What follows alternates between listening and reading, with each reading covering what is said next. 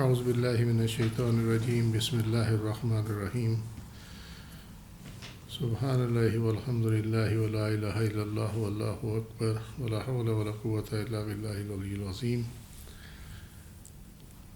لا الہ الا اللہ وحدہ لا شریک لہ احد الصمد لم یلد ولم یولد ولم یکن لہ کفوا احد اللہم صلی علی سیدنا محمد وعلی آل سیدنا محمد وبارک وسلم وصلی علی جمیع الانبیاء والمرسلین۔ السلام علیکم ورحمۃ اللہ وبرکاتہ۔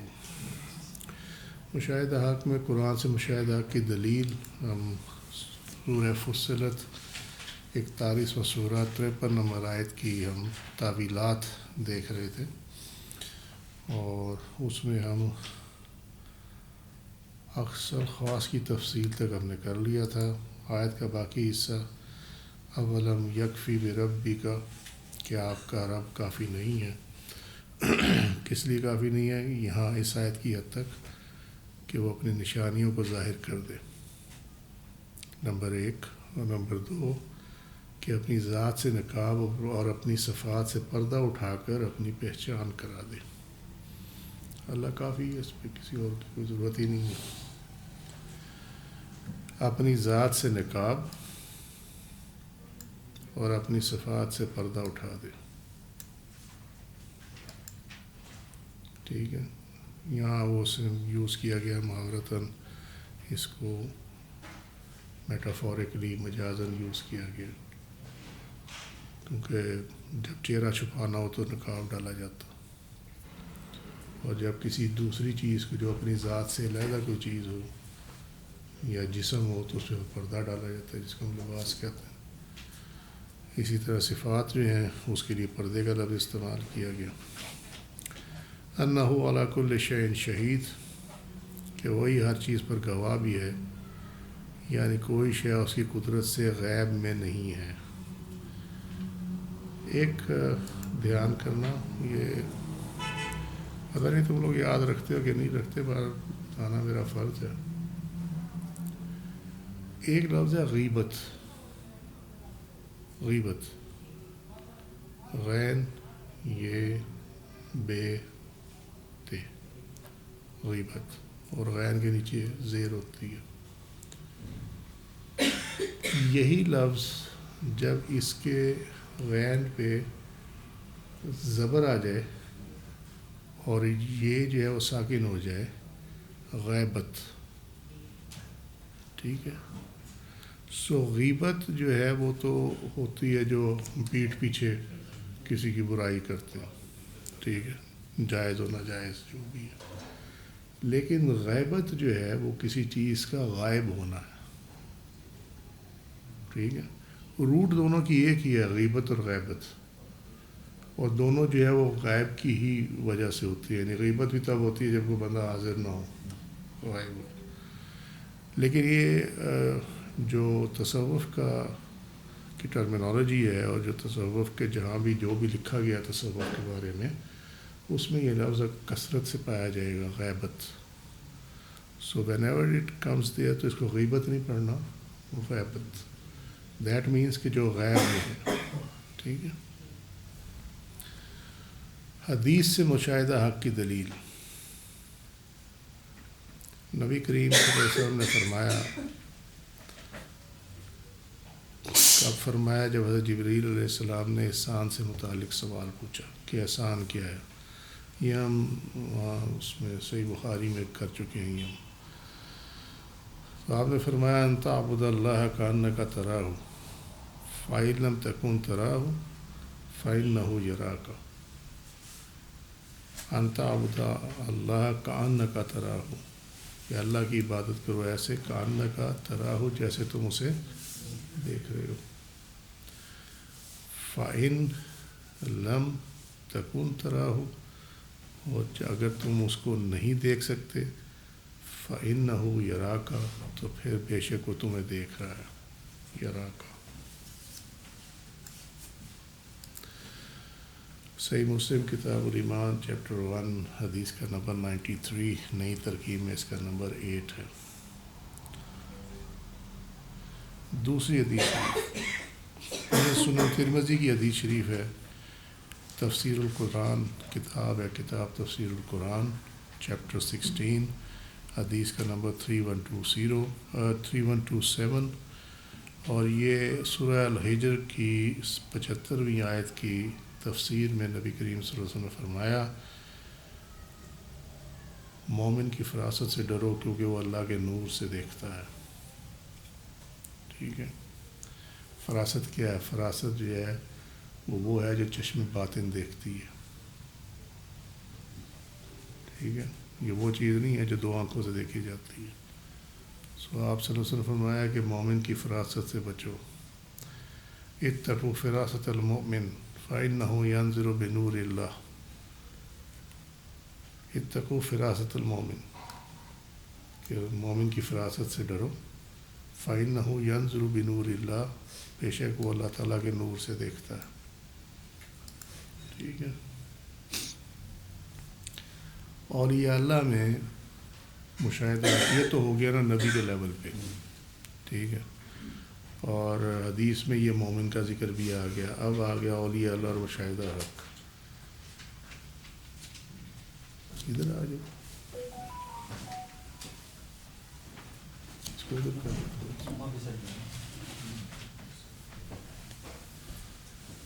تھوڑا اور ادھر کر لو اس کو.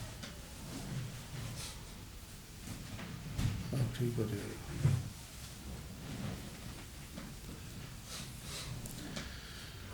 صوفیہ کرام کے نزدیک مشاہدہ کا مطلب دل کی آنکھوں سے حق تعالیٰ کا دیدار خلوت اور جلوت میں بغیر چون و چگوں خلوت اور جلوت میں. اچھا، ہم نے کل اس دن پرسوں جو لاسٹ جو ہم نے درس تھا اس میں ہم نے یہ ایگزامپل کوٹ کی تھی کہ یہ مین جو ہے وہ دل کی آنکھ ہے، یہ پروجیکشن ہے. اس کی نظر آ رہی ہے نا پروجیکشن، میں جو یہاں کر رہا ہوں وہاں نظر آ رہا. ٹھیک ہے، تو دو سٹیجز ہیں. کسی کی لیپ ٹاپ کیا تک رہ جاتی ہے، یعنی اس کی جو مشاہدہ حق ہے وہ اس کے اپنے اندر رہ جاتا ہے، اور کسی کو جو پروجیکشن نصیب ہو جاتی ہے کہ وہ دو آنکھیں بھی وہ دیکھ رہی ہوتی ہیں جو اللہ تعالیٰ دکھانا چاہے. سمجھے، یہ باریک چیز ہے. ورنہ بیس اس لیے کہا جاتا ہے کہ دل کی آنکھوں سے اللہ تعالیٰ کا مشاہدہ کرنا. سمجھے، وہ اب اس پہ سننے والے اطاعت کریں گے نہیں جی آیت کے خلاف آپ نے بات کر دی. آیت کے خلاف بات نہیں کی ہے.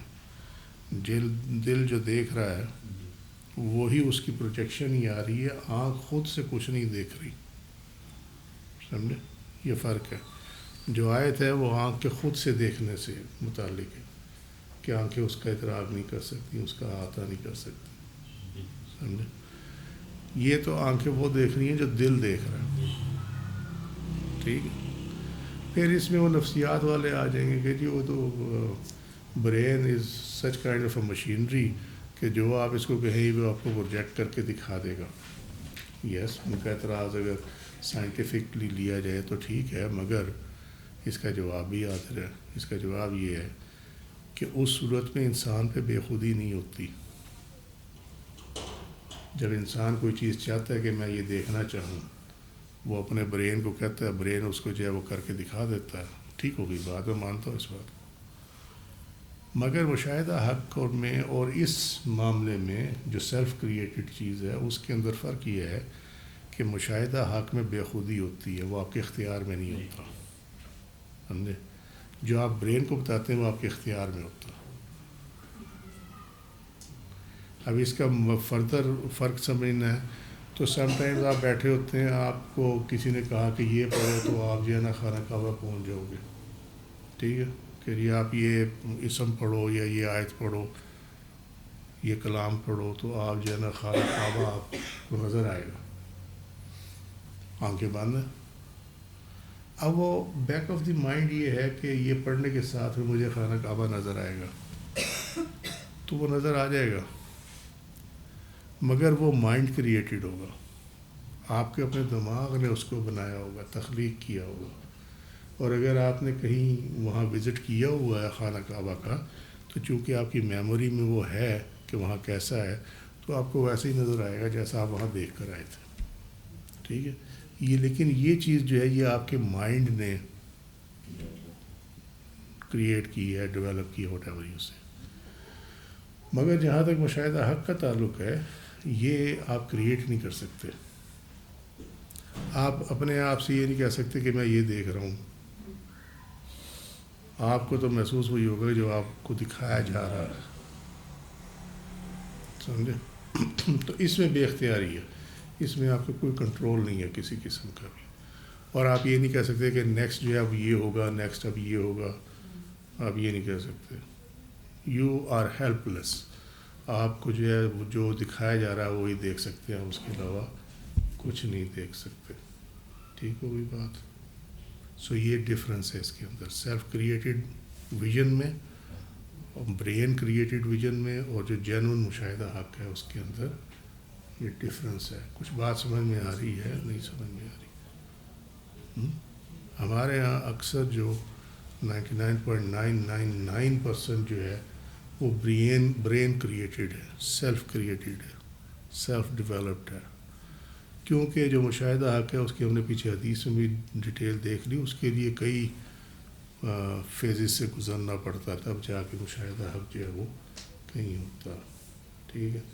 آپ یہ امیجن کرنا شروع کر دیں کہ جی میری صاحب قبر سے ملاقات ہو رہی ہے، وہ آپ کو لگے گا کہ ہو رہی ہے، لیکن کیا ہو رہی ہے؟ دیکھنے والی بات یہ کیا حقیقت میں ہو رہی ہے؟ دیکھنے والی بات یہ کیوں؟ اس کی وجہ یہ ہے کہ یو کین ناٹ ناک ایٹ دا ڈور. قبر کے معاملے میں یو کین ناٹ ناک ایٹ دا ڈور. سمجھے کہ آپ کھٹکھٹائیں اور دروازہ کھولیں. اب اس میں بھی لوگ مجھ سے اختلاف کریں گے کہ وہ جی کشف القبور ہے اور آپ قبر کے پاس بیٹھ کر یہ پڑھیں تو ایسے ہوتا ہے، تو یہ ناکنگ آن دا ڈور ہی ہوئی نا. یس، آپ کے لیے ناکنگ آن دا ڈور ہے، but for us it's not the same thing. کیونکہ وجہ یہ ہے کہ آپ ڈور تک بھی نہیں پہنچ سکتے. آپ ایک چیز پڑھ رہے ہیں اور آپ یہ سمجھ رہے ہیں کہ یہ میں ایسا کروں گا تو ایسا ہو جائے گا. ٹھیک ہے، صاحب قبر سے میری بات ہو جائے گی. مگر مسئلہ یہ ہے کہ صاحب قبر سے بات کرنے کے لیے جب تک آپ کو داخلہ نہیں ملتا تب تک آپ دروازے کو چھو بھی نہیں سکتے. آپ خود سے ذہنی طور پہ جو بھی بناتے رہے، جو ویژن بناتے رہے، وہ بنتا رہے گا. سمجھے؟ لیکن کیا حقیقت میں مطلقات ہوگی؟ کیا حقیقت میں آپ کو نظر آئے گا کہ کیا ہے اور کیا نہیں ہے؟ تو یہ دونوں میں بہت بڑا گیپ ہے اس کے اندر.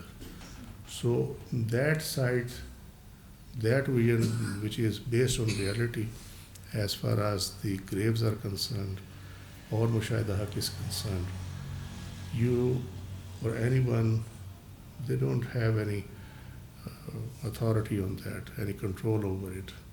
They can't control it. They can't do it at their own will. وہ جب چاہیں وہ نہیں کر سکتے اس کو. جب تک جو صاحب قبر ہے، وہ جو حق ہے، وہ جب تک فیصلہ نہ کرے، اجازت نہ دے، تب تک مشاہدہ حق بھی نہیں ہو سکتا، تب تک مشاہدہ قبر بھی نہیں ہو سکتا. سمجھے؟ صوفیہ کرام کے نزدیک لفظ مشاہدہ کا مطلب ہے دل کی آنکھوں سے حق تعالیٰ کا دیدار خلوت اور جلوت میں کرنا. اب عام بندہ جو ہے وہ اس کے ذہن میں یہ چیز ہوتی ہے کہ یہ تنہائی مانگتی ہے. یہ چیز ہوتا ہے نا کہ آپ اکیلے بیٹھیں، بتیاں بند کر دیں، اندھیرا ہو جائے، آپ آنکھیں بند کر دیں، پھر وہ نیلی روشنی آتی ہیں، پھر وہ کہیں پہ وہ سرخ سی روشنی آ جاتی ہے، کہیں پہ وہ سبز سی روشنی آ جاتی ہے. ٹھیک ہے، لوگوں کو اسی چکر میں ڈالا ہوا. وہ آپ کے جو آنکھ کے اندر جو فلوئڈس ہیں نا، وہ ان کی موومنٹ ہے.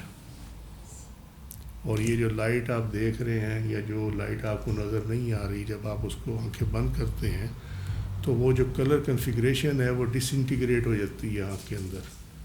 جب وہ ڈس انٹیگریٹ ہوتی ہے یعنی وہ علیحدہ علیحدہ رنگ جب ہو جاتے ہیں. اب یہ سفید رنگ ہے نا، یہ سفید رنگ، اس میں سارے رنگ شامل ہیں. جب آپ اس کو آنکھ بند کر کے ایسے کریں گے تو جو رنگ غالب ہوگا اس ٹائم کنڈیشنز میں، جیسے آپ سورج میں کریں تو سورج میں سرخ رنگ جو ہے وہ غالب ہوگا، آپ جب آنکھیں بند کریں گے تو آپ کو سرخ رنگ جو ہے وہ زیادہ نظر آئے گا بنسبت اس کے دوسرے کسی رنگ کے. سو یہ جو ہے نا اسپیکٹرم آف 7 کلرس، یہ ڈس انٹیگریٹ ہونا شروع ہو جاتا ہے. اور جب آپ آنکھیں بند کیے رکھیں کافی دیر تک تو وہ جو لائٹس ہیں وہ بلو، گرین، ریڈ، وہ موو کرنا شروع کر دیتی ہیں، سم ٹائمز وائٹ. ٹھیک ہے، وہ اس میں لوگ یہ سمجھتے ہیں کہ مجھے جو ہے نا بس اب میں قریب ہوں کہ مجھے کچھ اب جو ہے نا روشنی آنے شروع ہو گئی، تجلی شروع ہو گئی ہے. وہ تجلی نہیں ہوتی، وہ کچھ بھی نہیں ہوتا. سمجھے؟ لوگ جو ہیں انہوں نے اپنی زندگی خام سے برباد کر دیں ان چکروں میں. یہ نہیں ہو سکتا. آپ کیا، میں کیا، کسی کو بھی یہ قدرت حاصل نہیں ہے کہ وہ جب چاہے آنکھیں بند کرے اور اس کو دیدار ہو جائے یا مشاہدہ آنکھ ہو جائے یا جو بھی وہ دیکھنا چاہتا ہے وہ ہو جائے. ایسا نہیں ہوتا. سمجھے؟ یہ جو ہے نا خلوت اور جلوت. خلوت تو سمجھ میں آ جاتی ہے کہ تنہائی. تو اگر یہ تنہائی ہی کے لیے ہوتا سارا کچھ تو جلوت میں مشاہدہ حق نہ ہوتا. یہ altogether different ball game ہے، ڈفرینٹ معاملہ ہے. I am not dragging it but I want to make sure کہ تم لوگوں کے ذہنوں میں یہ کلیئر ہو جائے کہ یہ ڈفرینٹ بال گیم ہے. اگر کوئی اس پٹی پہ چل رہا ہے نا تو اس کو چاہیے کہ نکل آئے اس میں سے. حضرت ابو العباس بن عطار رحمۃ اللہ علیہ حق تعالیٰ کے فرمان، یعنی یہ آیت ہے سورہ فصلت کی ہی آیت ہے 30 نمبر 41 نمبر سورہ، ان الذین قالوا ربنا اللہ ثم استقاموا. اس کے متعلق فرماتے ہیں کہ ان الذین قالوا ربنا، بے شک وہ لوگ جنہوں نے کہا کہ ربنا ہمارا رب، تو انہوں نے کہا بالمجاہدہ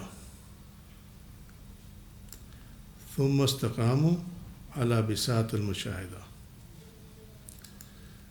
جن لوگوں نے کہا کہ ہمارا رب اللہ ہے تو وہ انہوں نے کہا مجاہدے کے ساتھ. ٹھیک ہے، اور ثم استقاموا تو یعنی وہ اس پہ قائم رہے. تو وہ قائم کس چیز کے ساتھ رہے؟ اعلیٰ بساط المشاہدہ، پھر مقام مشاہدہ پر جم گئے. یہ کشف المحجوب میں باب المشاہدہ میں دادا گنج بخش شجویری رحمۃ اللہ علیہ نے یہ کوٹ کیا ہوا اس کو. ٹھیک ہے، اب یہ جو ہے یہ کھیر ٹیڑھی ہے، لیکن کوشش کرتے ہیں اس کو ڈائلوٹ کر کے سمجھانے کی. مجاہدہ کیا ہے اور مشاہدہ کیا ہے، اس میں فرق کیا ہے؟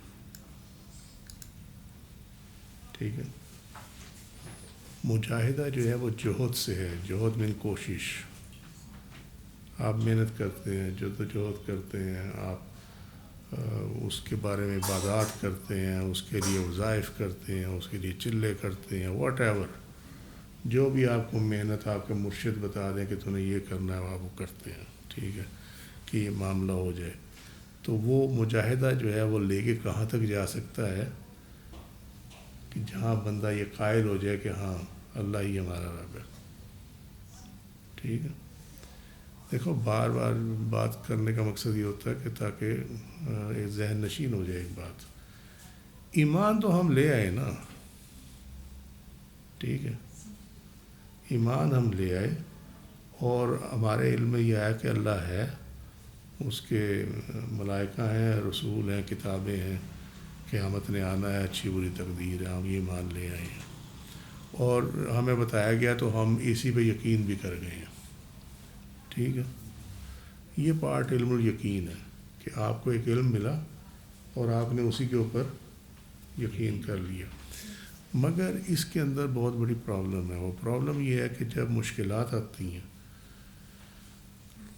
تب آدمی جو ہے اللہ سے نکل کے دنیاوی سہارے ڈھونڈتا، اور اگر کامیابی آتی ہے تو اللہ کی بجائے جو ہے اپنی کامیابی کو اپنی قابلیت کی کا پھل سمجھتا ہے. ٹھیک ہے، سو دونوں صورتوں میں علم الیقین تو ہے کہ اس کا اللہ پہ ایمان ہے، مگر بات یہ ہے کہ اس کا حقیقی یقین نہیں ہے. ٹھیک ہے، کیوں نہیں ہے؟ کیونکہ جب آپ کسی چیز کو دیکھ لیتے ہیں تو آپ کے جو یقین کا لیول ہے کچھ اور ہوتا ہے، اور جب تک آپ کسی چیز کو دیکھتے نہیں ہیں تب تک اس کا لیول جو ہے وہ کچھ اور ہوتا ہے. ٹھیک ہے، تو جب دیکھا نہیں ہے تو آپ کے سامنے کچھ بھی بن کے آ جائے تو آپ کہیں گے ہاں یار یہی ہو سکتا ہے، یہی ہو. ٹھیک ہے، آپ مثال سے ایسے سمجھ لیں کہ آپ کسی گھر میں کوئی رشتہ دیکھنے جائے اور آگے 2-3 بچیاں بیٹھی ہوں تو پھر وہ گیس کرتے ہو، کہتے ہیں اچھا یہ والی ہوگی، کہتے ہیں یہ والی ہوگی جس کا ہم رشتہ دیکھنے آئے ہیں. ٹھیک ہے، وہ اس لیے کہ سنا تو ہے نام مگر دیکھا تو نہیں ہے، تو دیکھ تو فرسٹ ٹائم آئے ہیں، تو اس میں کنفیوژن ہو سکتی ہے. لیکن جہاں تک مشاہدہ حق کے معاملات ہیں، اس میں چونکہ اللہ تعالیٰ خود دکھاتا ہے تو اس کے اندر کسی قسم کی بھی کنفیوژن نہیں ہوتی. اور جب یہ مشاہدہ ہو جائے تو تب جو استقامت ہے اس کا لیول ہی کچھ اور ہوتا ہے. اس ٹائم کوئی چیز آپ کو گمراہ نہیں کر سکتی. ٹھیک ہے، اس سے پہلے گمراہ کر سکتی ہے. یہی ہے وہ بنیاد جس کی وجہ سے فرقوں نے جنم لیا. ٹھیک ہے، اس کو ہم انشاءاللہ تعالیٰ بعد میں ایکسپلین کریں گے when the time came. لیکن فی الحال اس کو آپ ہیڈ لائن کے طور پہ اس طرح ہی جان لیں کہ یہ جو لیک آف مشاہدہ ہے، ٹھیک ہے، یہ بیس ہے فرقے کی. یہ جو فرقے بنے ہوئے ہیں نا، یہ اس کی بیس ہے. کیونکہ مشاہدہ جب بھی اللہ تعالیٰ کرائے گا تو پہلے بھی ہم ڈسکس کر چکے ہیں کہ یہ نہیں ہو سکتا کہ زید کو کچھ اور مشاہدہ کرا دے حق کا اور بکر کو کچھ اور مشاہدہ کرا دے حق کا. اس کے لیول میں تو فرق ہو سکتا ہے لیکن اس کی حقیقت میں فرق نہیں ہو سکتا. ٹھیک ہے، سو اگر مشاہدہ ہوا ہوتا نا تو فرقے نہیں ہوتے.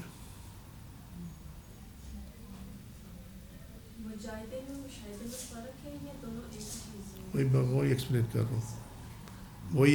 رہا ہوں. ٹھیک ہے، سو مجاہدہ جو ہے وہ تو آپ کو لے گیا وہاں تک کہ جہاں آپ کو یہ معلوم ہو گیا کہ اللہ ہمارا رب ہے. ٹھیک ہے، اب اس کو حقیقتاً دیکھنا بھی ہے، اور وہ جو دیکھنا ہے وہی مشاہدہ ہے. اور وہ مشاہدہ جب تک نہ ہو تو اس ٹائم تک آپ کا جو استقامت ہے وہ کامل نہیں ہوتی. آپ سمجھ گئے بات؟ ٹھیک ہوگی بات؟ وہی بات سمجھا. اگر سمجھ آ گئی تو آگے چلتے ہیں. علم الیقین میں اور اس میں کوئی تھوڑا سا فرق نہیں؟ تھوڑا نہیں، بہت زیادہ فرق ہے. علم الیقین یہی تو ہوتا ہے نا کہ علم الیقین یہی ہے نا، آپ کو علم ہوا اور آپ اس کے ساتھ اس پہ یقین لے کہ ایسا ہی ہے. یس ٹھیک ہے ایسا ہی ہے، مگر ابھی آپ نے دیکھا نہیں ہے. سمجھے نا؟ سو جب دیکھیں گے تو پھر یقین کا عالم کچھ اور ہوگا. عین اور حق، پھر اگلی 2 منزلیں آ جاتی ہیں. ٹھیک ہے، وہ اصل میں نا لوگ بور ہو جاتے ہیں کیونکہ یہ مطلب کی چیزیں نہیں ہیں نا. وہ اس میں وہ نمک مرچ مسالے کہاں سے ڈالوں اس کے اندر؟ تو ورنہ تو میں یقین کا بھی کروا دیتے اور کافی کچھ کروا دیتے. فی الحال یہی کر لو، بڑی بات ہے. امام ابو حنیفہ اور دیدار الہی. امام حسکفی رحمۃ اللہ علیہ لکھتے ہیں، یہ بات ہو رہی ہے الدر المختار کی. ٹھیک ہے، اسماعیل بن ابی رجاء نے کہا میں نے امام محمد کو خواب میں دیکھا. امام محمد بن شیبانی جو میں نے ان سے پوچھا اللہ تعالیٰ نے تمہارے ساتھ کیا معاملہ فرمایا؟ انہوں نے کہا اللہ تعالیٰ نے مجھے معاف کر دیا. پھر اللہ تعالیٰ نے فرمایا اگر میں تجھے عذاب دینا چاہتا تو میں اس علم کو تجھ میں نہ رکھتا، کیونکہ فقہ آپ کو عطا ہوئی نا. میں اسماعیل بن ابی رجاء نے پوچھا، وہ کہتے ہیں میں نے پوچھا ابو یوسف کہاں ہے؟ امام ابو یوسف کے بارے میں پوچھا تو امام محمد نے کہا ہم سے 2 درجات بلند ہیں. یعنی امام محمد سے 2 درجات بلند ہیں. تو کہتے ہیں کہ میں نے پوچھا امام ابو حنیفہ کہاں ہے؟ تو امام محمد نے کہا ان کا مرتبہ بہت دور ہے، وہ اعلیٰ علیین میں ہے، جن کو دنیا بہت برا بھلا کہتی ہے. آج کل کے لونڈے لپاڑے اکٹھے ہوئے ہیں سارے کے سارے، سمجھے. اور وہ کہتے ہیں امام محمد کی روح کہتی ہے کہ وہ اس مرتبہ پر کیسے نہ ہوتے، انہوں نے عشاء کے وضو سے 40 سال صبح کی نماز پڑھی، 55 حج کیے اور خواب میں 100 مرتبہ اپنے رب کی زیارت کی۔ امام ابو حنیفہ کا اپنے رب کی خواب میں زیارت کرنے کا مشہور واقعہ ہے، قصہ ہے۔ اچھا میں یہاں تھوڑا رکوں گا۔ ایک وہ جو ہے نا کہتے ہیں یار وہ ایک ہوتا ہے جہل، ایک ہوتا ہے جہل مرکب۔ جہل تو ہے کم علمی، اور جہل مرکب یہ ہے کہ کم علمی ہونے کے باوجود اپنے آپ کو نا صاحب علم سمجھے، سمجھے؟ تو یہ ہمارے ہاں جو ہے نا جہل مرکب ہے پھیلا ہوا بہت زیادہ۔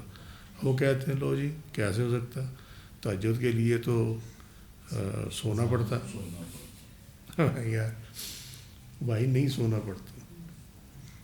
جس نے ساری رات کام کرنا ہو، جس نے ساری رات جو ہے وہ عبادت کرنی ہو یا جو بھی کرنا ہے اس نے، اب وہ تہجد اس لیے چھوڑ دے کہ وہ سویا نہیں تھا، کیونکہ ہمیں کہیں نہیں ملتا۔ سونے سے یہ ہوتا ہے کہ آپ کے جسم میں انرجی جو ہے وہ آپ کا جسم ریفریش ہو جاتا ہے، دماغ ریفریش ہو جاتا ہے، ٹھیک ہے، and you have got ample energy to perform very well, اس کا یہ فائدہ ہوتا ہے۔ مگر وہ تہجد کی کوئی کنڈیشن نہیں ہے، ٹھیک ہے۔ وہ کہتے ہیں جی وہ تہجد اگر وہ آپ سوئے بغیر نفل پڑھیں تو وہ قیام اللیل ہوگی، وہ تہجد نہیں ہوگی، یار کیا کرتے ہو، ٹھیک ہے۔ اور اس کے لیے پھر وہ ڈکشنری سے لے آتے ہیں تہجد کا معنی جو ہے وہ نیند کو کاٹنا ہے اور اس طرح منقطع کرنا نیند کو، ویسے ہے۔ مگر ایسی کوئی چیز کہیں پہ بھی نہیں ہے۔ اگر امام ابو حنیفہ یہ کر رہے ہیں نا تو پھر اس کا مطلب ہے کہ واقعی ایسی چیز نہیں ہے۔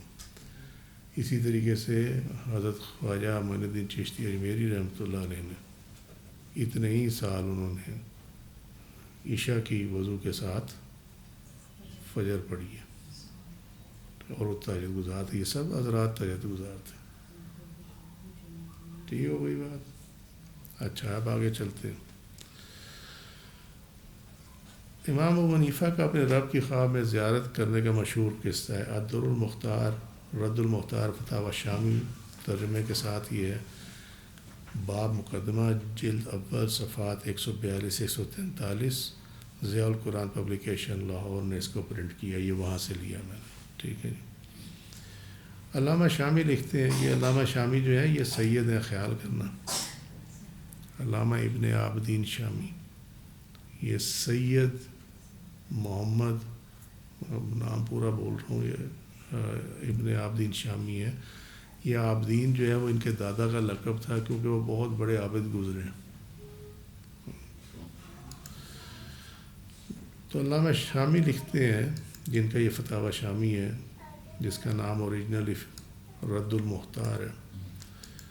خواب میں رب تعالیٰ کی رؤیت کا مشہور واقعہ ہے جو حافظ النجم الغائطی نے ذکر کیا۔ یہ ہیں نجم الدین محمد بن احمد الغائطی السکندری الشافعی، یہ حنفی بھی نہیں ہے، بریلوی بھی نہیں ہے، یہ سمجھے نا۔ اور یہ 981 ہجری میں ان کا انتقال ہوا۔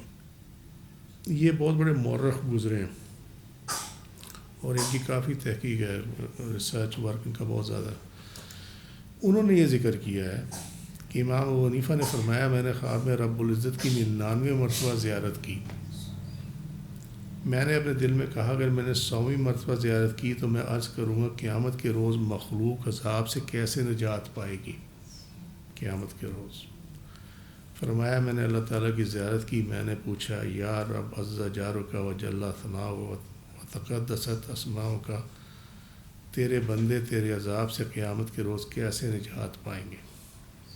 اللہ سبحانہ تعالیٰ نے فرمایا جس نے فجر کی نماز کے بعد یہ کہا تو وہ میرے عذاب سے نجات پائے گا۔ سبحان العبدی العبادی، سبحان الواحد الاحدی، سبحان الفرد الصمدی، سبحان رافع السماء بلا عمد، سبحان من بسط الارض علی ماء جامد جامد، سبحان من خلق الخلق فعصاهم عدادا، سبحان من قسم الرزق ولم ينس من فضله احدا، سبحان الذی لم یتخذ صاحبات ولا ولدا سبحان الذی لم یلد ولم یولد ولم یکن لہ کفوا احد، کہ جس نے فجر کے بعد یہ پڑھا وہ میرے عذاب سے روز محشر نجات آ جائے گا۔ یہ اللہ سبحانہ و تعالیٰ نے امام ابو حنیفہ کو فرمایا۔ ٹھیک ہے، رد المختار فتاوی شامی میں ہے، باب مقدمہ جلد اول صفحہ 143، وہی ریفرنس ہے جو بھی پچھلے دیا تھا۔ ٹھیک ہو گئی جی بات؟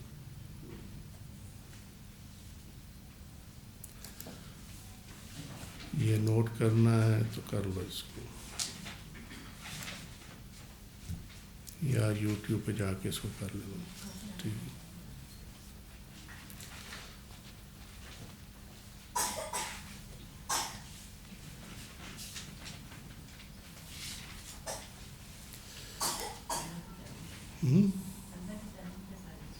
ہاں، ابدی الاباد، دائمی رہنے والا جس کو کبھی، سبحانہ پاک، الواحد الاحد، الفرد الصمد، رافع السماء بلا عمد، کہ بغیر ستونوں کے آسمان کو جو ہے وہ بلند کیا ہوا ہے، ٹھہرا ہوا آسمان کو، نیچے سپورٹ ہی نہیں ہے اس کے۔ سبحانہ پاک ہے وہ ذات، من بسط الارض، جس نے زمین کو پھیلایا، علی مائن جمد، کہ جو بہتے ہوئے پانی پہ جس کو سکوت دے کر اس کے اوپر زمین کو پھیلا دیا۔ سبحانہ من خلق الخلق فاحصاہم عدادا، کہ جس نے مخلوق کو تخلیق کیا اور پھر اس کا جو احاطہ ہے، اس کا گھیراؤ جو ہے وہ اس کی تعداد بھی معلوم ہے اور سب کچھ اس کو معلوم ہے۔ سبحانہ من قسم الرزق ولم ینس من فضل احد، اور جس نے رزق کو تقسیم کیا، ولم ینس، اور نہ بھولا، من فضل احد، کسی کو بھی۔ ٹھیک ہے، سبحان الذی لم یتخذ، پاک وہ ذات جس نے نہ اختیار کیا صاحبہ جورو بیگم، ولا ولدا، اور نہ ہی اس کی کوئی اولاد ہے۔ سبحان الذی لم یلد ولم یولد ولم یکن لہ کفوا احد، یہ سورہ اخلاص کا آخری حصہ ہے۔ ٹھیک ہے، وہ لگ ہی گیا تکا۔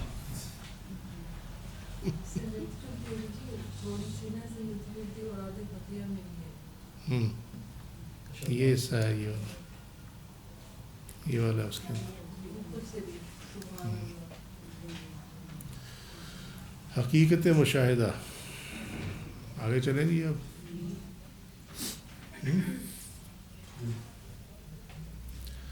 حقیقت مشاہدہ دو اقسام پہ ہے، نمبر ایک صحت یقین کے ساتھ، اور نمبر دو غلبہ محبت کے ساتھ۔ بور ہو گیا تو چھوڑ دیتے ہیں، حقیقی بات ہے۔ اللہ کے حکم سے ایمان کی تقویت کا حصہ ہے، ایمان کی کامیت اس میں سے یہی نہیں ہے۔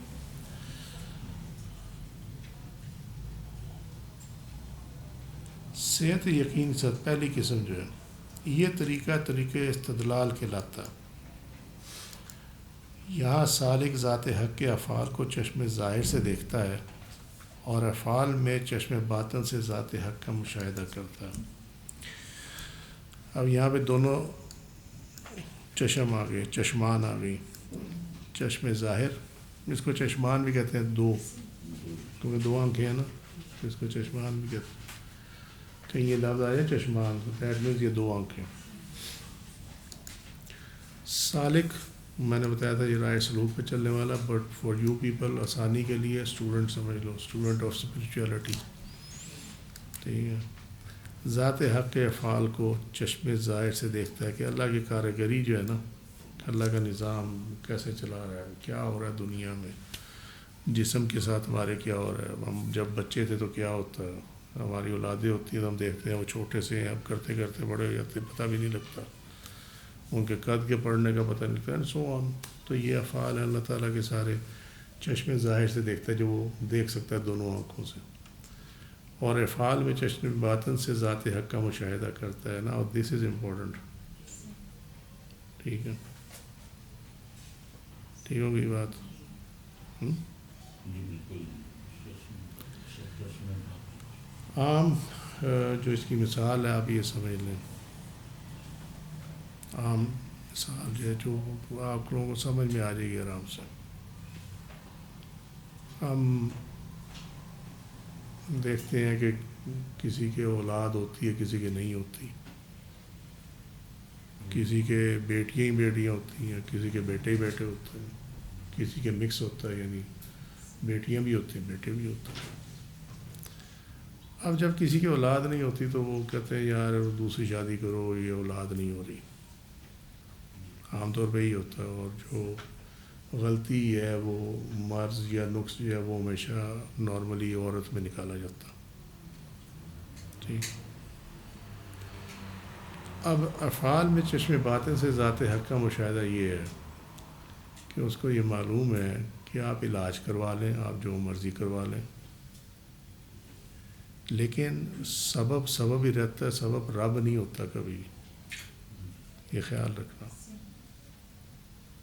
سبب جو ہے سبب ہی رہتا ہے، وہ رب نہیں ہوتا۔ اب یہ رب کی منشا ہے کہ وہ علاج کو سبب بنا دے۔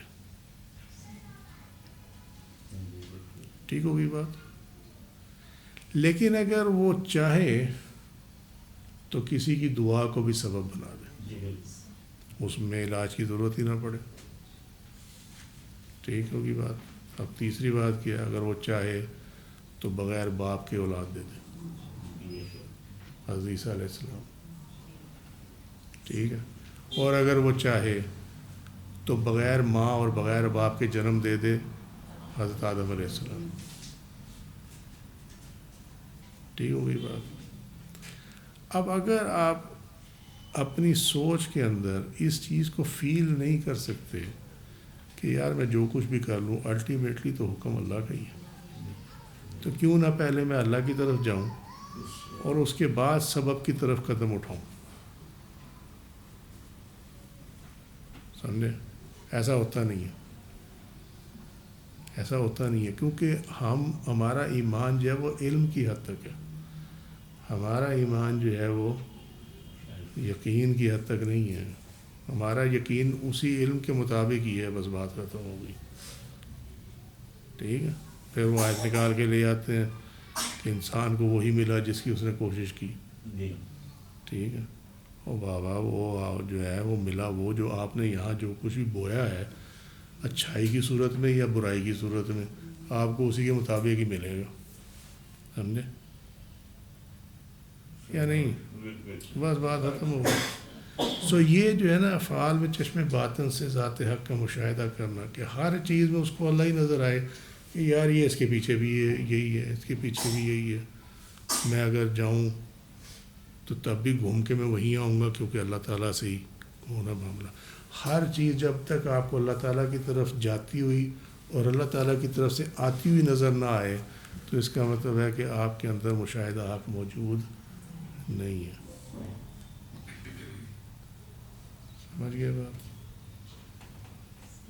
اب وہ ہوتا کیا ہے کہ وہ دوسری شادی کرتا،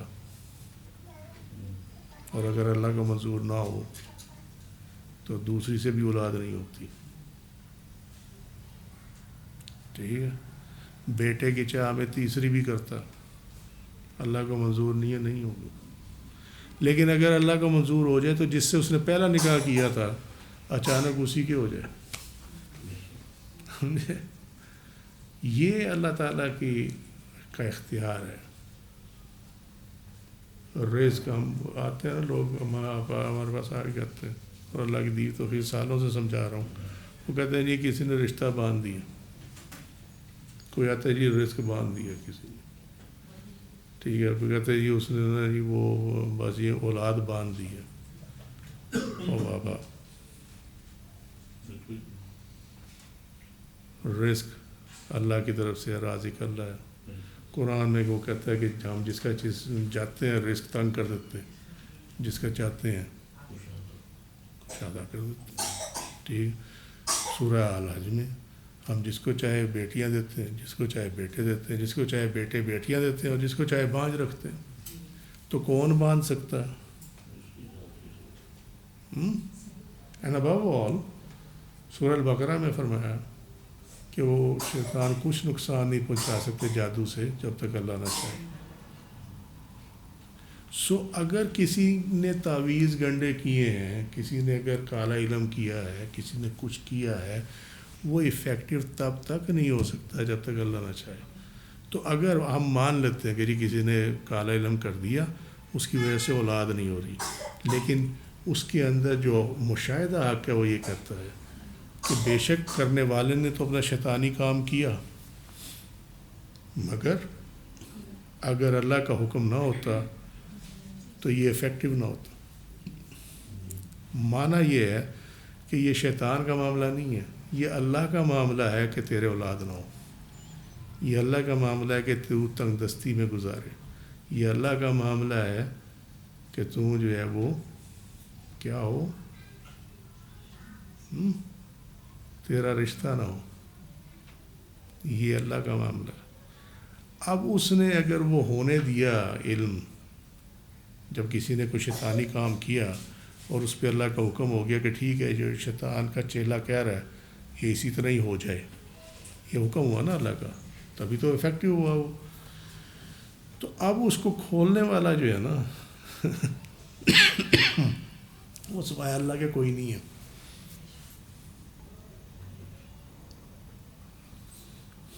ٹھیک ہے، مگر یہ باتیں انسان کے یہ تم کلاس میں یہاں بیٹھے ہو، درس کی کلاس میں بیٹھے ہو تو تمہیں سمجھ تو آ رہی ہیں، لیکن جب تم عام زندگی میں جاؤ گے تو لوگوں کو دیکھو ان میں سے کسی کو یہ شعور نہیں ہے.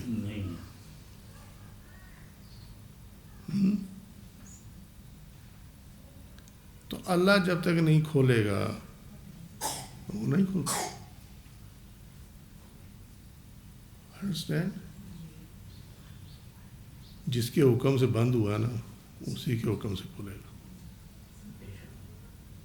اب یہاں وہ چلے اور جی اچھا جی دونیاں دے دو، یہ کر دو، وہ کر دو، ایسے ہو جائے گا، ویسے ہو جائے گا. بھائی پیچھے جب تک اللہ کا حکم نہیں ہوگا کوئی دونی کام نہیں آنی. اب اس میں ہوتا ہے بڑا عجیب کام ہے. اس کے اندر یہ ہوتا ہے کہ اللہ نے جس کو گمراہ کرنا ہوتا ہے وہ بندہ جب کسی غلط آدمی کے پاس جاتا ہے کہ جی میرا یہ معاملہ پھنس گیا اور میرا یہ معاملہ حل ہو جائے، مثلا کہ اولاد نہیں ہو رہی، اولاد ہو جائے، ٹھیک ہے. تو اللہ نے اگر اس کو گمراہ کرنا ہے نا تو جب وہ کسی گمراہ کے پاس ہی گیا ہے کہ یہ چلا کرے یا جو بھی کرے تو اللہ تعالیٰ کو حکم ہو جاتا ہے کہ اس کی اولاد ہو جائے.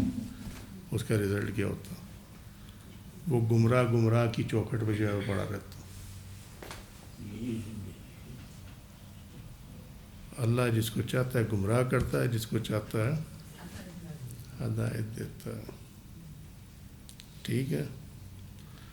افعال میں چشم باطن سے ذات حق کا مشاہدہ جو ہے اس کی ایک اور بہت بڑی مثال ہے جس کو آج تک لوگوں نے کبھی اس پہ غور ہی نہیں کیا.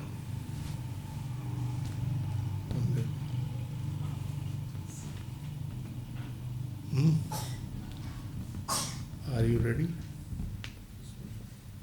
کیونکہ جو بیان کرنے لگا ہوں اللہ کے حکم سے اس کے بعد تمہاری ساری تھیوریاں الٹ ہو جائیں گی. سمجھے؟ شیطان نے کیا کہا تھا؟ میں اس میں سے اپنا حصہ لوں گا، یہی کہا تھا.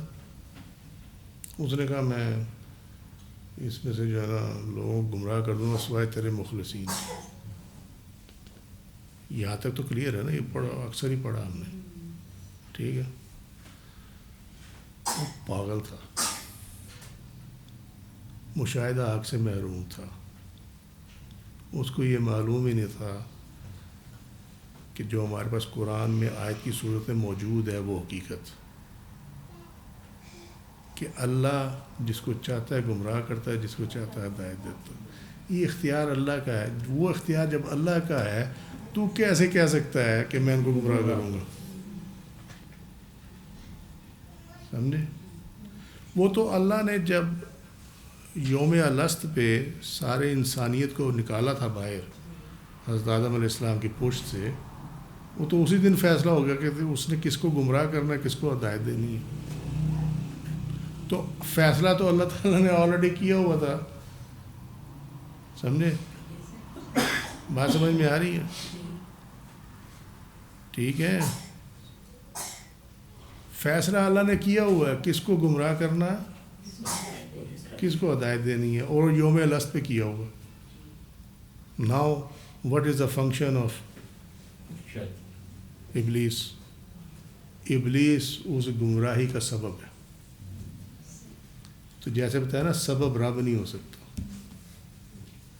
یہ سبب ہے، سبب کا اختیار کچھ نہیں ہوتا. سبب ایک ذریعہ ہے اللہ کے حکم کا پورا ہونے کے لیے. تھیوری بدل گئی کہ نہیں بدلی؟ نہیں بدلی. سارا بلیم آج تو شیطانی کے. تو اس نے بلیم خود لیا نا، اس نے کہا میں کروں گا گمراہ. تو بلیم تو اس نے خود لیا ہوگا، سمجھے؟ سو وہ اس نے فیصلہ کیا ہوا ہے سب، اسی لیے اس پہ لعنت کی گئی ہے کیونکہ یہ گمراہی کا سبب ہے. اور اسی لیے دنیا پہ بھی لعنت کی گئی ہے کیونکہ دنیا بھی جو ہے وہ گمراہی کا سبب ہے. ہر وہ چیز جو گمراہی کا سبب بنتی ہے اس پہ لعنت ہے، پھٹکار ہے، کیونکہ وہ لوگوں کو گمراہ، وہ راستے سے ہٹانے والی ہے. تو جس کو راستے سے ہٹانے والی ہے اس کو اللہ تعالیٰ کبھی اپنی بارگاہ میں جگہ نہیں دیتا. اور جس کو بارگاہ میں جگہ نہ دی جائے اسی کو ملعون کہتے ہیں، جس پہ لعنت کی گئی ہے. نہیں مزہ آیا تو آگے چلتے ہیں، ٹھیک ہے؟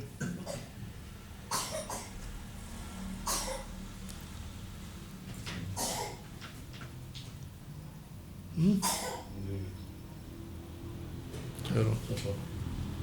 سو یہ ہے افعال میں چشم باطن سے ذات حق کا مشاہدہ.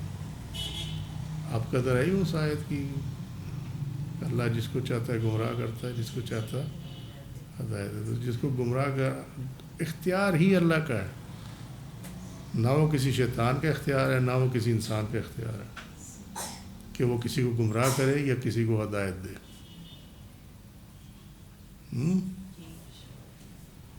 اب ہوتا کیا ہے، اس کی آگے باریکی دیکھو، اور یہ بھی مشاہدہ آنکھ میں آتی شامل ہوتی چیز. جب کوئی ایسا کرتا ہے جس طرح کہ شیطان نے کہا، تو اس نے دراصل اللہ کی چادر کو ہاتھ ڈال دیا، کبریائی کو. اس نے اللہ کے اختیار کو کہا کہ میں ہوں جو یہ کر سکتا. ٹھیک ہے؟ اسی لیے قتل کی سزا بھی ہے اور اسی لیے خودکشی بھی حرام ہے، کیونکہ موت اللہ کے سوا کوئی نہیں دے سکتا. جب کوئی کسی کو قتل کرنے کی کوشش کرتا ہے وہ دراصل اللہ تعالیٰ کے جو اختیار ہے، جو اس کی کبریائی ہے، اس کو اپنے ہاتھ میں لے کر خود خدا بن بیٹھتا، اس کو معلوم بھی نہیں ہوتا.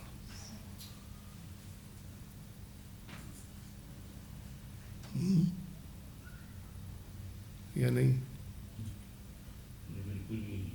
اچھا چلو میں کافی ہے یار، یا نہیں؟ اتنا ہی ابزارو کر لو تو بہت ہے. یہ تھا صحت یقین کے ساتھ مشاہدے کی حقیقت، اور مشاہدے کی حقیقت غلبہ محبت کے ساتھ. اس کو جذب کہتے ہیں. مجذوب سے یا سمجھ میں آ جائے گی بات. وہ سیاہی چوس نہیں ہوتا تھا، ہے نا؟ وہ ایسے گول سا ہوتا تھا، گول منہ تھا، وہ پیٹ کے بل لیٹا ہوتا تھا، وہ اس کو ایسے کرتے تھے تاکہ انک جو ہے وہ پھیلے نہ. وہ چوس لیتا تھا نا اس کو، انک کو. وہ تھا انک کو جذب کر لینا. یہ وہی چیز ہے کہ یہ اس میں بندہ جو ابھی تھوڑی دیر پہلے اللہ اسے بیان کر رہا تھا کہ جو برین کریٹڈ ہے، جو سیلف ڈیولپڈ ویژنز ہیں، اس پہ اختیار ہوتا ہے، مگر جو حقیقی مشاہدہ حق ہے کیونکہ اس میں محویت ہوتی ہے. ٹھیک ہے؟ سمجھ میں آ گئی بات؟ اور محویت پہ جب حال شامل ہو جائے تو وہ جذب ہو جاتا. ٹھیک ہے؟ سو اس کو جذب کہتے ہیں. اس کے لیے دلائل حجاب بن جاتے ہیں، اور یہ بہت امپورٹنٹ چیز ہے. آپ قرآن کو پڑھتے ہیں اور اس سے چیزوں کو سمجھنے کی کوشش کرتے ہیں. ٹھیک ہے؟ اسی چیزوں کو ثابت کرنے کی کوشش کرتے ہیں. لیکن اگر آپ اپنی سوچ کو اس حد تک ہی رکھیں کہ جو چیز قرآن سے ثابت نہیں ہو رہی بظاہر، یہ انورٹڈ کاماز میں ہے بظاہر، اپیرنٹلی نہیں ہو رہی، تو آپ کہتے ہیں یہ چیز ایگزسٹ نہیں کرتی. یہ فرقوں میں ہمارے یہی مسئلہ ہے نا. وہ کہتے ہیں جی یہ جی قرآن سے ثابت نہیں، لہٰذا یہ چیز ختم ہوگی. وہ جی یہ حدیث جو ہے یہ اس کی سند ٹھیک نہیں ہے، لہٰذا یہ جھوٹی حدیث ہے. اب معاملہ یہ ہے، تمہیں کیا پتا وہ جو ٹیکسٹ ہے اس حدیث کا ہو سکتا ہے جینوئن ہو، لیکن تم نے راویوں میں خرابی کی وجہ سے، جو نیریٹرز ہیں ان میں خرابی کی وجہ سے تم نے اس قول کو جو کہ جینوئنلی نبی کریم صلی اللہ علیہ وسلم کا قول مبارک ہے اس کو تم نے ریجیکٹ کر دیا، تو وہاں پہ اپلائی ہو جاتا ہے جس نے ہماری آیات کو جھٹلایا، وہ وہاں پہ اپلائی ہوتی ہے. کیوں کہ یہ حدیث بھی وہی ہے اور قرآن کی آیت بھی وہی ہے. ہمیں باریکی سمجھ میں آئی بات؟ اچھا، تو یہ اب کیا ہوا کہ جب آپ اس کے اوپر اپنا رزلٹ کو آپ فریز کر دیتے ہیں کہ یہ نہیں ہو سکتا، تو وہ آپ کو مشاہدہ حق تک لے جانے کی رکاوٹ بن جاتا ہے. حجاب، پردہ پڑ گیا، ڈینس کرٹن، بھاری پردہ، ٹھیک ہے، وہ آپ کو لے کے نہیں جانا دے گا کیونکہ آپ نے لمٹ کر لیا اپنے آپ کو. سو جب آدمی جذب میں ہوتا ہے پھر دلائل ختم ہو جاتے ہیں. ٹھیک ہے، ابھی پورا ہونے دو پھر سمجھ میں آ جائے گی بات. جب آدمی، جب سالک، جب اللہ کا بندہ حالت جذب میں ہو، وہاں دلائل جو ہیں وہ ختم ہو جاتے ہیں. کیوں؟ اس لیے ختم ہو جاتے ہیں کہ وہاں عقل کا فنکشن ختم ہو جاتا ہے اور دلائل کا تعلق عقل کے ساتھ. ٹھیک ہے، وہاں فنکشن ختم ہو جاتا ہے. اب عقل کام نہیں کر رہی، کیوں؟ حالت جذب ہے. اس کو دوبارہ سمجھ لو تمہیں سمجھ میں آ جائے گی. وہ جو ہے نا، ابھی کیا لفظ استعمال کیا تھا؟ جذب سے پہلے کیا ہوتا ہے؟ محویت. ٹھیک ہے، تو تم خود ہی غائب ہو گیا. اب دیکھو نا، یہ تمہیں ہوش ہی نہیں رہا. یہ سمجھنے کی چیز ہے. مطلب تم لوگ اس میں ایسے محو ہو گئے ہو کہ تم ابھی اپنے آپ کی جو میموری ہے کچھ دیر پہلے کی، اس کو ریکال کرنے پہ کے قابل نہیں رہے. ایسا ہی ہوا نا؟ ٹھیک ہے. سو یہ وہ محویت ہے جو کہ آگے جا کے اتنی کنورٹ ہو جاتی ہے جذب میں کہ جہاں آپ میموری کیا ریکال کرنی، آپ کو اپنے ارد گرد کا بھی کوئی ہوش نہیں رہتا. اب کلیئر ہو گئی بات؟ تو اس سے آسان مثال کیا دیں؟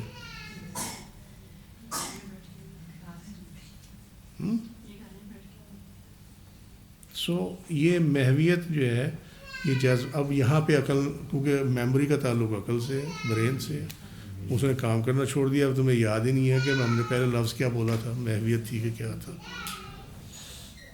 ٹھیک ہے. سو یہ ایک پریکٹیکل اگزامپل ہے اس کی. اب ہوتا کیا ہے کہ جب یہ محویت جو ہے یہ کنورٹ ہوتی ہے جذبیت میں، یعنی حال طاری ہو گیا اور اب عالم جذب میں چلے گئے، تو پھر آپ کون سے دلیل کو یاد رکھیں گے؟ پھر کوئی دلیل یاد نہیں رہ جاتی، کیونکہ وہ جو آپ کی حال ہے جذبیت والا، جو آپ کو وہ دکھا رہا ہے وہی آپ کو پتہ ہے، باقی آپ کو کچھ نہیں پتہ. اس عالم میں آپ دلائل کے اوپر چیزوں کا فیصلہ نہیں کر سکیں گے. نمبر 1، آپ کا برین کام نہیں کر رہا. ٹھیک ہے. نمبر 2، آپ کا اختیار کام نہیں کر رہا. نمبر 3، آپ کی جو ڈیسیژن میکنگ ہے وہ ختم ہو چکی ہوئی ہے. That's it. Now you are like a straw in the ice which cannot move. ٹھیک ہے. اب آپ کلفی میں نہیں لگا ہوتا وہ، اب اور کس طرح سمجھاؤں؟ کلفی میں لگا ہوتا ہے نا تیلا، ٹھیک ہے. اب وہ لگا ہے، وہ جب تک اوپر سے وہ آئس کریم جو ہے وہ ختم نہیں ہوگی تب تک تیلے کی جان نہیں چھوٹنے والی. ایسے ہی ہے. اور اگر تیلا کمزور ہو اس میں سے نکلنے کی کرے تو آئس کریم سیدھا زمین پہ کرے گی. ٹھیک ہے. تو وہ کیا ہوا, وہ نعمت کی ناشکری ہوگی. اللہ تعالیٰ نے تمہیں دی آئس کریم کھانے کے لیے, ٹھیک ہے, تم نے تیلا لگایا کمزور اور وہ آئس کریم گر کے زمین پہ, تو یہ نعمت کی ناشکری ہوگی. اب اس سے آسان کیا سمجھاؤں گا. سو جب تک وہ نکلے گا نہیں نا اس حال میں سے, تب تک اس کی کوئی چیز جو ہے وہ کام نہیں کرتی. اس کو اور مزید آرام سے سمجھنا ہے تو آج کل تم دیکھتے نہیں وہ جیمر لگے ہوتے ہیں, آپ کا موبائل کام نہیں کرتا. یہ جلسوں میں ادھر ادھر وہ پبلک گیدرنگ میں کوئی بم شم کا دھماکہ نہ ہو جائے, کیونکہ وہ موبائل کے ساتھ انہوں نے بم کو اٹیچ کیا ہوتا, اس پہ وہ کال کرتے ہیں, جب وہ بیل بجتی ہے ساتھ ہی بم ایکسپلوڈ ہو جاتا ہے. اس چیز کو اوائڈ کرنے کے لیے اس ایریے میں وہ جیمر لگا کے اور وہ بند کر دیتے ہیں. تو یہ سمجھ لو کہ وہ جیمر لگ گیا اور بندہ جام ہو گیا. ٹھیک ہے. اب یہاں دلائل کیا کام کریں گے بتاؤ. اور اگر دلائل کام کر رہے ہیں تو اس کا مطلب ہے جذب نہیں ہے. ٹھیک ہے. اگر آپ کا برین آپ کو بتا رہا ہے کہ کیا ہو رہا ہے تو پھر جذب نہیں ہے. سمجھ گئے. اسی لیے وہ حال جو ہے نا وہ فراڈ ہوتا ہے جو ہمیشہ خواتین کے پیویلین کی طرف ہو سما میں. سالک ذات حق کے عشق میں اس قدر سرشار ہو جاتا ہے کہ اسے محبوب کی معرفت حاصل ہو جاتی ہے اور وہ کسی غیر کے ساتھ سکون نہیں پاتا. اب وہ ایسی اعلیٰ ترین چیزیں دیکھنے کو ملیں, مشاہدہ ہو, تو اس نے دنیا کی, جس نے حور دیکھ لی اس نے دنیا کی عورت کو دیکھ کے کیا کرنا.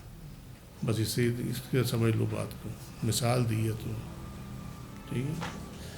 اور جو شخص حق تعالیٰ کو دوست رکھتا ہے کسی چیز پر نگاہ نہیں کرتا, کر بھی نہیں سکتا, کیونکہ اس کا اللہ کا تقاضا یہ ہے کہ یا مجھے رکھ لے یا دنیا کو رکھ لے, اور ہر قسم کے استدلال اور اختلاف کو چھوڑ دیتا ہے. یہ ابھی ہم ڈسکس کر چکے ہیں. ٹھیک ہے. جیسا کہ شب معراج رسول اللہ صلی اللہ علیہ وسلم کے متعلق اللہ نے فرمایا, ما زاغ البصر وما طغى, سورہ النجم 53واں سورہ 17ویں آیت. نہ آنکھ بہکی اور نہ کسی اور طرف دیکھا, دیکھ ہی نہیں سکتے تھے, فکس تھے. ٹھیک ہے. حالت جذب میں تھے, دلائل ختم ہو گئے تھے, زبان ختم, الفاظ جو ہیں وہ ختم ہو گئے تھے. ٹھیک ہوگی بات. تو پھر جو کلمات وہاں ہوئے وہ تو عالم امر کے حساب سے ہوئے نا, عالم اسباب کے حساب سے نہیں ہوئے, یعنی دنیا کے حساب سے نہیں ہوئے. جو وہاں کا طریقہ کار ہے گفتگو کا اس کے مطابق ہوئے, زمین کے مطابق نہیں. یعنی شدت شوق اور غلبہ محبت کی وجہ سے, کیونکہ جب دل میں محبت گھر کر جائے تو آنکھ غیر اللہ کو نہیں دیکھتی, گنجائش ہی نہیں ہوتی اس کے اندر.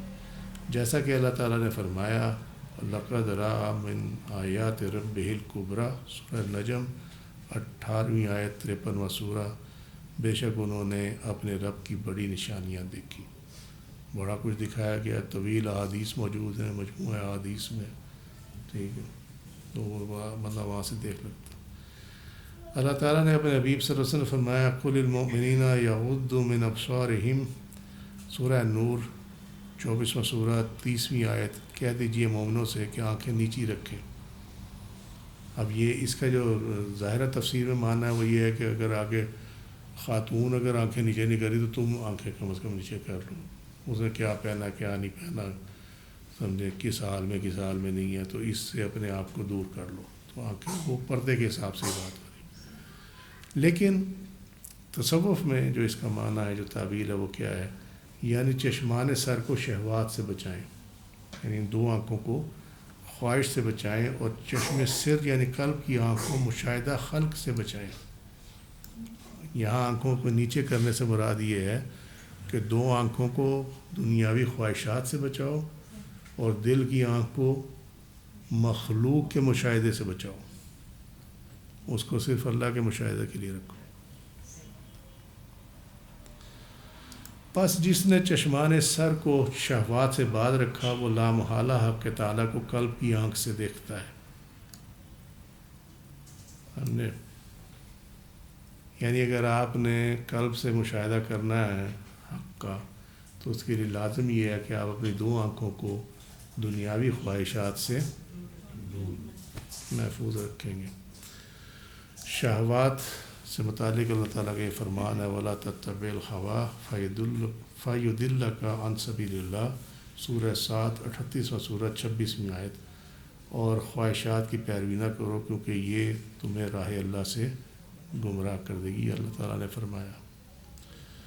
حضرت ابوبکر شبلی یہ دعا مانگتے تھے بار خدایا یعنی اے خدائے بزرگ بہشت اور دوزخ کو اپنے غیب کے خزانوں میں چھپا دے تاکہ اس کا خیال لوگوں کے دل سے نکل جائے اور تیری خالص عبادت کریں اور بہت کی خاطر کو تیری عبادت نہ کریں۔